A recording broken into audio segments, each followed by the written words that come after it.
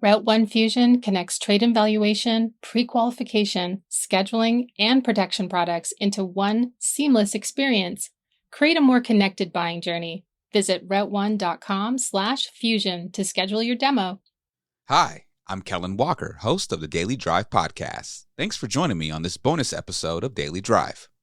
Ford is making a surprising move in Europe, partnering with China's Geely to launch a new joint venture that will build electrified vehicles for both companies at Ford's plant in Valencia, Spain.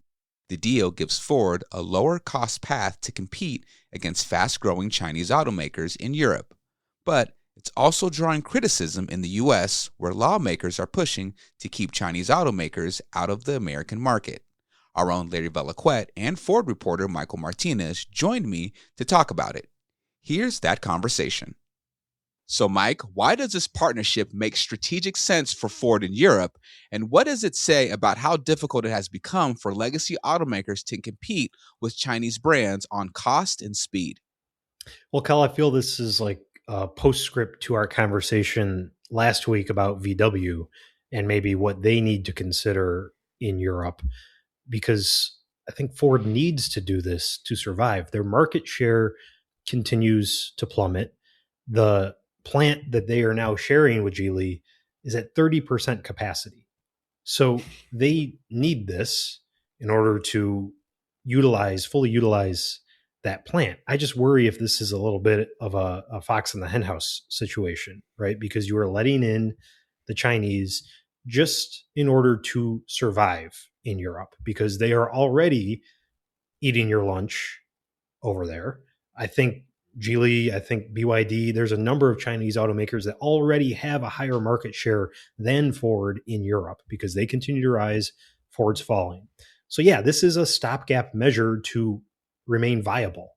I just don't know if a few years from now they will consider this as a good idea, given the trajectory we expect Chinese automakers to continue to take.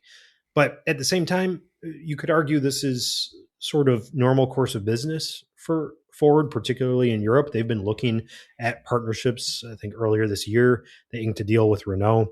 And really, it's like 2010 all over again, right? That's when Ford sold Volvo to Geely. So they have a relationship with these guys. It's not that surprising that they're doing this. But again, I just worry, or not worry, I wonder if 3, 4, 5 years from now, we won't look back on this as maybe the beginning of the end for legacy automakers over there.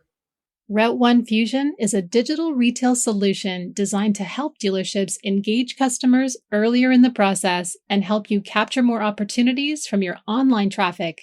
Today's consumers expect a fast, connected experience with clarity from the start, especially when it comes to payments, trade-ins, and financing options.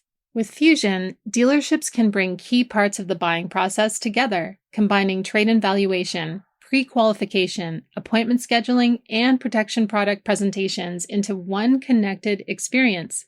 This allows customers to explore their options earlier, arrive better prepared, and move through the process with a clearer understanding of what to expect. That leads to more realistic expectations, more productive conversations, and a smoother transition from online to in-store. With Fusion, you can customize your digital retail experience and create a more connected buying journey for your customers. It's designed to support your team, reduce friction, and create a more consistent experience from first click to final steps in the process. The result? Higher quality leads, stronger interactions, and a more efficient path to purchase. Ready to see it in action? Schedule your personalized demo at route1.com/fusion.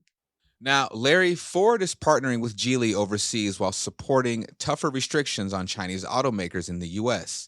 Can the company successfully balance those two strategies, or does this highlight how different the global automotive landscape has become?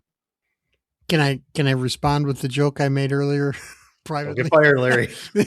Okay, I'll just say Don't this get me then. fired.